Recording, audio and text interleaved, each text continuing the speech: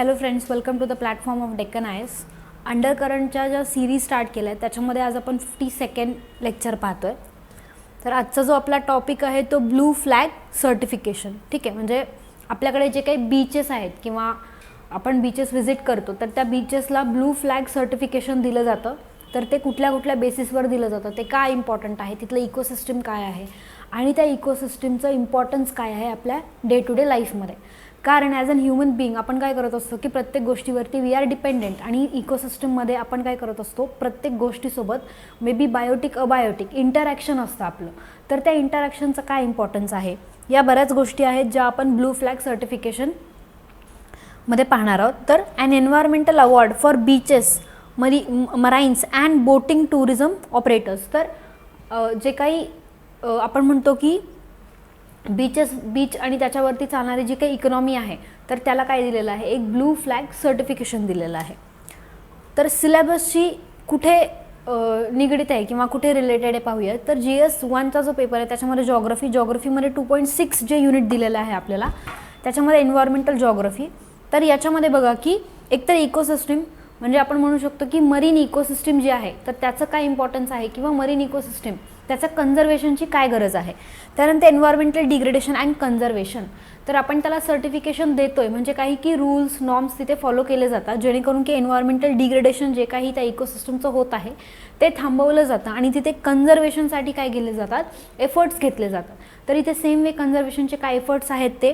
त्यानंतर global ecological इम्बॅलन्सेस म्हणजे आता आपण ॲक्वॅटिक किंवा मरीन लाईफ पाहिली तर ते काय की ग्लोबल एक कनेक्टिव्हिटी म्हणून पाहिली जाते. तर इकोलॉजिकल इम्बॅलन्सेस काय काय होतात आहे, प्लस कन्झर्वेशनसाठी एफर्ट्स आणि डिग्रेडेशन का होत आहे किंवा त्याच्यासाठी आपण काय एफर्ट्स घेत आहोत, तर हे सगळं आपण याच्यामध्ये पाहणार आहोत.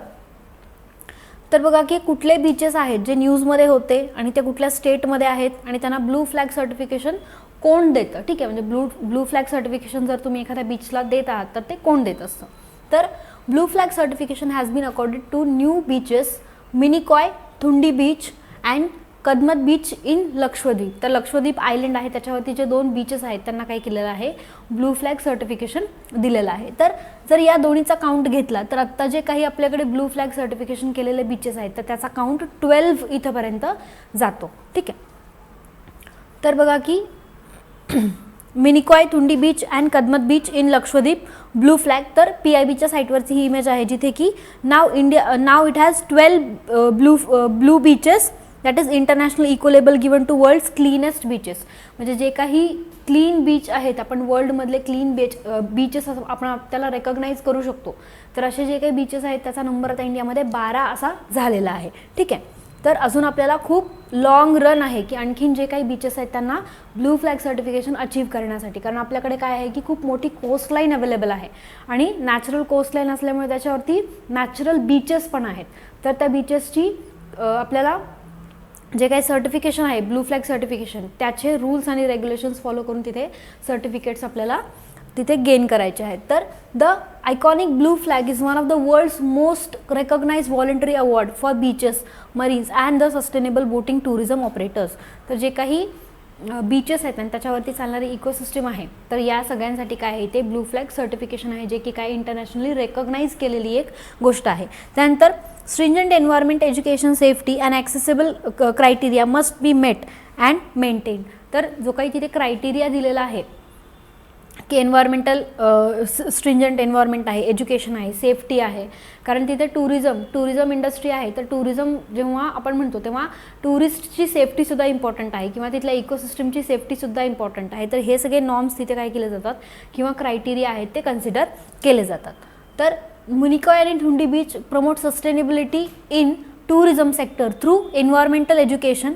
म्हणजे एन्व्हायरमेंटचं जर आपल्याला डिग्रेडेशन थांबवायचं आहे किंवा एन्व्हायरमेंटचं डिग्रेडेशन आपल्याला कमी करायचं आहे तर सगळ्यात पहिली गोष्ट आहे की एन्व्हायरमेंटल एज्युकेशन प्रमोट करणं. त्याच्यानंतर एन्व्हायरमेंटल प्रोटेक्शन, त्या प्रोटेक्शनसाठी म्हणजे एन्व्हायरमेंटमध्ये जे काही गोष्टी होत आहेत तर त्याच्या प्रोटेक्शनसाठी काम करणं आणि अदर सस्टेनेबल डेव्हलपमेंटल प्रॅक्टिसेस. तर ब्लू फ्लॅग सर्टिफिकेशन बघा, it is an international recognised eco label that is accorded based on the 33 criterias. These are divided into 4 major heads. तर ते 4 मेजर हेड्स कुठले आहेत, आणि त्याच्या अंडर 33 मायनर क्रायटेरियाजमध्ये काय आहे, हे ब्लू फ्लॅग सर्टिफिकेशन दिलं जातं. तर ते 4 इम्पॉर्टंट क्रायटेरिया कुठले आहेत पाहूया. तर एन्व्हायरमेंटल एज्युकेशन अँड इन्फॉर्मेशन. पहिली गोष्ट तर एन्व्हायरमेंटल एज्युकेशन देणे, त्याच्याबद्दल अवेअरनेस क्रिएट करणे आणि जे काही इन्फॉर्मेशन आहे ती प्रोव्हाइड करणे. मग ती may be through online platforms असतील, त्याच्यानंतर आपण स्कूल किंवा कॉलेजमध्ये एज्युकेशन असेल, या सगळ्या माध्यमातून आपण इथे काय करतो की एन्व्हायरमेंटल एज्युकेशन जे आहे ते आपण प्रमोट करतो आहे. त्यानंतर बेदिंग वॉटर क्वालिटी. जेव्हा आपण बीचवरती जातो अल्टिमेटली काय की तिथले वॉटर क्वालिटी जी आहे त्या वॉटर क्वालिटीचा चेक केला जातो. तर बेदिंग वॉटर क्वालिटी आहे का, म्हणजे ह्युमन बेदिंग क्वालिटी तिथे आहे का, that is also the criteria. त्यानंतर एन्व्हायरमेंटल मॅनेजमेंट. तर जे काही इकोसिस्टम आहे तिथे एन्व्हायरमेंटल मॅनेजमेंट कसं केलेलं आहे, कारण टुरिझम सेक्टर जर तिथे तुम्ही इंट्रोड्यूस करत आहात तर एन्व्हायरमेंटल मॅनेजमेंट म्हणजेच काय की तिथलं जे काही वेस्ट जनरेशन आहे तिथून त्या वेस्टचं प्रॉपर डिस्कार्डिंग होत आहे का, रिसायकलिंग होत आहे का, या सगळ्या गोष्टी. Plus conservation and safety services in the beaches. तर कन्झर्वेशन आणि सेफ्टीसाठी तुम्ही काय एफर्ट्स घेत आहात. तर हे मेजर 4 क्रायटेरिया आहे ज्याच्यावरती आपण काय करत असतो की हे ब्लू फ्लॅग सर्टिफिकेशन जे आहे ते इथे देत असतो. तर blue flag beaches are considered the cleanest beaches of the world. तर these are the cleanest beaches of the world, म्हणजे जगातली सर्वात स्वच्छ आणि सुंदर बीच आपण त्यांना म्हणू शकतो. तर eco tourism model endeavouring to promote the tourist or beach goers to clean and hygienic bathing water facilities and safe and healthy environment and sustainable development of the area. तर फक्त सस्टेनेबल डेव्हलपमेंटच नाही तर काय की क्लीन बेदिंग वॉटर प्लस तिथे जे काही provisions आहेत बीचवरती दिलेले तर ते कसे आहेत की सस्टेनेबली दिलेले आहेत का, तर हे सगळे गोष्टी इथे काय आहेत की कन्सिडर केल्या जातात. तर it is accorded by the international jury composed of eminent members, that is United Nations environment programme, तर आपण UNEP म्हणतो. त्यानंतर United Nations world tourism organisation, Denmark based NGO foundation for environmental education and international union for conservation of nature. तर ही main संस्था आहे जी काय करते ब्लू फ्लॅग सर्टिफिकेशनमध्ये कॉन्ट्रीब्यूट करते. दॅट इज डेन्मार्क बेस्ड एक NGO आहे जो काय करतो की ज्याचं नाव आहे environmental education for international union for conservation of nature. तर ही एक मेन संस्था आहे जी इथे ब्लू फ्लॅग सर्टिफिकेशनमध्ये तर कॉन्ट्रीब्यूट करते प्लस बीचेस आणि त्याच्या कन्झर्वेशनसाठी सुद्धा काय करते इथे एफर्ट्स घेते. तर इंडियामध्ये बघा की these are the beaches in India जे की ब्लू फ्लॅग सर्टिफिकेशनमध्ये रेकग्नाइज केलेले आहेत. ठीक आहे. तर हे बीचेस तुम्ही पाहू शकता किंवा तुम्ही हे पाहू शकता पॉज करून की हे सगळे जे 12 बीचेस आहेत तर इंडियामध्ये हे 12 बीचेस आहेत जे रेकग्नाइज केलेले आहेत, जे आपण म्हणू शकतो की इथे आपण ब्लू फ्लॅग सर्टिफिकेशननी दिलेले बीचेस आहेत. त्यानंतर वॉटर बीम्स. तर बीम्स काय आहे की ज्याच्या अंडर आपण त्याला 12 जे इंडियामधले बीचेस आहेत जे सर्टिफाय झालेले आहेत. तर बीम्स बघा, beach environment and aesthetics management services comes under the integrated coastal management project. तर आपल्याला ICZ माहिती आहे, that is integrated coastal zone management services, त्याच्या अंडर हे काम करतं. त्यानंतर it was launch by society of integrated coastal management and union ministry of environment forest and climate change. तर या मिनिस्ट्रीने काय केलेलं आहे, हे इंट्रोड्यूस केलेलं आहे. त्यानंतर ऑब्जेक्टिव्स. ठीक आहे की ऑब्जेक्टिव्स काय काय आहेत, हे बीम्स म्हणजे बीम्स आपण इंट्रोड्यूस करतोय तर बीम्सच्या मागे किंवा ऑब्जेक्टिव्स काय आहेत इंट्रोड्यूस करण्यासाठी. These are abate pollution in the coastal waters. तर जे काही कोस्टल वॉटर्स आहेत म्हणजे आपण जर बेदिंग क्वालिटी बघतोय वॉटरची तर ऑब्व्हियसली तिथे पोल्युशन ॲब्सेंट पाहिजे. तर पोल्युशन जे आहे त्याला चेक ठेवणे. त्यानंतर promote sustainable development of beach facilities, म्हणजे बीचवरती ज्या काही फॅसिलिटीज दिल्या जातात तर त्याचा सस्टेनेबल यूज किंवा सस्टेनेबल लॉंग टर्मसाठी पद्धतीने किंवा सस्टेनेबल डेव्हलपमेंटच्या पद्धतीने आपण ते जात आहोत का. कारण सगळ्यात मोठा प्रॉब्लेम आहे बीचेसवरती तो म्हणजे प्लास्टिक पोल्युशन. आपण बघतो की प्लास्टिक पोल्युशन हा काय झालेला आहे, एक मेजर इश्यू झालेला आहे. तर या फॅसिलिटीज बीचवरती व्यवस्थित दिलेल्या आहेत का. त्यानंतर protect and conserve coastal ecosystem and natural resources. तर नॅचरल रिसोर्सेस जे काही आहेत कोस्टल सिस्टीमवरती किंवा कोस्टल एरियाजमध्ये तर त्यांचं एक्सप्लॉयटेशन न करता किंवा त्यांच्यावरती जास्त बर्डन न देता आपण त्यांना व्यवस्थित कन्झर्व करतो आहोत का. त्यानंतर strive and maintain high standards of cleanliness. तर this is again related with the pollution की पोल्युशन न करता सस्टेनेबली आपण जे काही बीचेस आहेत तर त्यांना हायली मेंटेन करत आहोत काय का standard Veni, that is maintaining high standards of cleanliness, hygiene and safety for beach goers in accordance with the coastal environment and regulations. तर जे काही मॅनेजमेंट आणि रेग्युलेशनचे रूल्स आहेत, तर जे काही टुरिझम्स आहेत किंवा टुरिस्ट आहेत तर त्यांच्यासाठी हायजीन आणि सेफ्टी मेंटेन केली जाते या बीचेसवरती. तर हे सगळे ऑब्जेक्टिव्ज आहेत जे ज्याच्यासाठी बीम्स जे आहे ते काम करत आहे किंवा बीम्स इंट्रोड्यूस करण्यामागे हे सगळे क्रायटेरिया आहेत की आपण त्यांना ब्लू फ्लॅग सर्टिफिकेशन हे क्रायटेरियाज फुलफिल केल्यानंतरच आपण त्यांना देत असतो. तर ब्लू फ्लॅग अँड SDGs तर आपण माहिती आहे की सस्टेनेबल डेव्हलपमेंटल गोल्स जे आहेत आपल्याला ते 2030पर्यंत अचीव्ह करायचे आहेत. तर त्याच्यामध्ये लाईफ ऑन लँड आणि लाईफ बिलो वॉटर हे दोन आपल्याला काय आहेत सस्टेनेबल डेव्हलपमेंटल गोल्स आहेत. त्याच्यासोबतच जेव्हा आपण बीम्स किंवा ब्लू फ्लॅग सर्टिफिकेशनचा विचार करतो जी की टुरिझम बेस्ड इंडस्ट्री आहे जी एन्व्हायरमेंटवरती डायरेक्ट इम्पॅक्ट दाखवते, तर अशा वेळेला कोणते रिलेटेड SDGs आहेत किंवा सस्टेनेबल डेव्हलपमेंटल गोल्स आहेत जे इथे आणखीन याच्यामध्ये आपण ज्याच्यावरती काम करत आहोत किंवा अचीव करण्यासाठी आपण इथे प्रयत्न करत आहोत. तर ब्लू फ्लॅग सर्टिफिकेशनमध्ये फर्स्ट येतं पॉवर्टी एलिव्हेशन. ठीक आहे, म्हणजे पहिला जो आपला सस्टेनेबल डेव्हलपमेंट गोल आहे तो म्हणजे नो पॉवर्टी किंवा पॉवर्टी एलिव्हेशन. तर त्याच्यामध्ये बघा it contributes to fighting poverty by supporting local economies through increasing tourism and promoting free access to beaches, business activities and services. तर बिझनेसमुळे भरपूर सारे अपॉर्च्युनिटीज झाल्या की मग एम्प्लॉयमेंट आणि मग लाईव्हलीहूड जनरेशन किंवा आपण त्याला म्हणतो की टुरिझम प्रमोट करत आहे तिथल्या लाईव्हलीहूड जनरेशनला. तर या सगळ्या गोष्टी ज्या आहेत त्या इथे नो पॉवर्टी किंवा पॉवर्टी एलिव्हेशनसाठी मदत करणाऱ्या आहेत. तर हे सगळे फॅक्टर्स आहेत जे काय आहेत की इंटरलिंक्ड फॅक्टर्स आहेत आणि एकावरती एक डिपेंड आहे की टुरिझम इंडस्ट्री चांगली असेल तर मग अल्टिमेटली जॉब क्रिएशन होतं, जॉब क्रिएशन झाल्यावरती लाईव्हलीहूड जनरेशन आणि मग नो पॉवर्टी किंवा पॉवर्टी एलिव्हेशन. तर ही जी सायकल आहे ती इथे पाहायला भेटते. त्यानंतर it create job opportunities related to maintaining and managing beaches, marinas and ecosystem tourism boats. तर इको टुरिझम बोट्स तर जे काही इकोसिस्टम आहे मरीन लाईफचं किंवा ॲक्वॅटिकचं तिथे जॉब जनरेशन किंवा एम्प्लॉयमेंट जनरेशन जे आहे ते सर्व्हिस सेक्टरमध्ये जास्तीत जास्त होत आहे आणि this creates an opportunity for livelihood generation which ultimately will elevate poverty that is किंवा आपण नो पॉवर्टीकडे जात आहोत. तर this was the first sustainable developmental goal. त्यानंतर बघा SDG 3 जो आहे गुड हेल्थ अँड वेलबिंग, म्हणजे आपण क्लीनलीनेस आणि हायजीनकडे लक्ष देत आहोत इथे ब्लू फ्लॅग सर्टिफिकेशनमध्ये. तर अल्टिमेटली आपण जे आपलं SDG 3 आहे ते अचीव्ह करण्याचा प्रयत्न करतोय.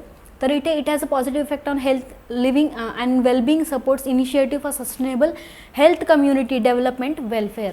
तर हेल्थवरती आणि हेल्थ कम्युनिटीज ज्या आहेत तिथे जास्तीत जास्त लक्ष दिलं जात आहे. त्यानंतर it sites engage blue flag support for healthy lifestyle by raising people's awareness through safety education activities. जसं आपण एन्व्हायरमेंटल एज्युकेशन जे आहे ते फर्स्ट प्री-रिक्विजिट होतं जेव्हा आपण ब्लू फ्लॅग सर्टिफिकेशन देतो.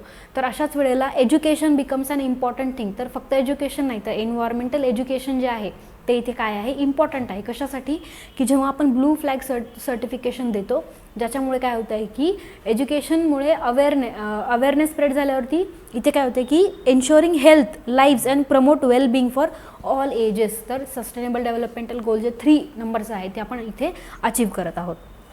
त्यानंतर life below water 14 sustainable developmental goal आहे जो की मरीन लाईफसोबत टोटली डील करतो आणि आपल्याकडे जी कोस्टलाईन आहे तिथे बीचेस आहेत तर त्या बीचेसवरती डील करणारा हा आपला सस्टेनेबल डेव्हलपमेंटल गोल की मरीन पोल्युशन जे आहे ते रिड्यूस करायचं आहे जेणेकरून की लाईफ बिलो वॉटर जी आहे ती सस्टेनेबली इथे सर्वाईव्ह झाली पाहिजे. तर minimising the impact of stakeholders on ocean acidification and promoting the minimum release of chemical products in the aquatic environment. तर जे काही कोरल रीफ आहेत किंवा कोरल ज्या आहेत त्याच्यावरती आपण ॲसिडिफिकेशन किंवा केमिकल्स पोल्युशन या सगळ्या गोष्टींमुळे काय होतं इम्पॅक्ट होत आहे. कोरल्सचा नंबर जो आहे तो रेड्यूस होत चाललेला आहे जेणेकरून की ॲक्वॅटिक फ्लोरा फोना आहे तर त्याची फूड सायकल आणि लाईफ सायकल पूर्ण डिस्टर्ब झालेली आहे. तर स्टेक होल्डर्सला इथे सांगितलं जातं की जे आहे ते मिनिमम पॉल्युशन क्रिएट करणारे तुमचे ज्या काही ॲक्टिव्हिटीज आहेत त्या इथे असल्या पाहिजेत. त्यानंतर it supports green fishing communities and protection habitat, coral reef, sea turtles and other endangered species, flora and fauna. तर अदर एंडेंजर्ड स्पीसीज ज्या आहेत कोरल रीफ सोबत तर त्यांना सुद्धा इथे प्रोटेक्शन देण्यासाठी काय केलेलं आहे ग्रीन फिशिंग कम्युनिटीज इथे डेव्हलप केलेल्या आहेत. तर मेकॅनाइज फिशिंग आहे त्याच्यामुळे खूप जास्त डॅमेज होत आहे, तर ग्रीन फिशिंग ही एक इंट्रोड्यूस केलेली कन्सेप्ट आहे. त्यानंतर इंडियाचे एफर्ट्स काय आहेत बघा की India has permissible activities in facilities in CRZ beaches including islands subject maintaining the minimum distance of 10 meters from the high tide and for blue flag certification have been notified. तर जे 10 मीटर्सचं distance आहे हाय टाईडपासून ते maintain करणं आणि त्याच्यानंतर तुमच्या ज्या काही ॲक्टिव्हिटीज आहेत त्या या डिस्टन्सपासून तुमच्या ॲक्टिव्हिटीज स्टार्ट करणं. त्यानंतर portable toilet blocks, change rooms and shower panels, solid waste management plant. तर सॉलिड वेस्ट मॅनेजमेंट प्लान्स आहेत त्याच्यामध्ये recycling, segregation of waste, that is dry waste, wet waste, तर या सगळ्या गोष्टी that is solid waste management हे खूप important आहे. त्यानंतर जे काही फॅसिलिटीज आहेत, आपण म्हणतो की बीचवरती काय फॅसिलिटीज, जर टॉयलेट बॉक्स प्रोव्हाइड करणं, चेंजिंग रूम्स आणि शॉवर पॅनल्स प्रोव्हाइड करणं, तर these are the facilities that have been provided. त्यानंतर सोलार पॉवर प्लांट आहेत, प्युरिफाईंग ड्रिंकिंग वॉटर फॅसिलिटी, कारण जे आपण बघतो की सी वॉटर आहे तर इट इज नॉट पोर्टेबल, तर त्याच्यासाठी काय की पोर्टेबल वॉटरचे drinking facility, beaches access pathways, landscape lighting, त्यानंतर seating beaches and sit out umbrellas, cloak room facility, safety watch towers, beaches safety equipments.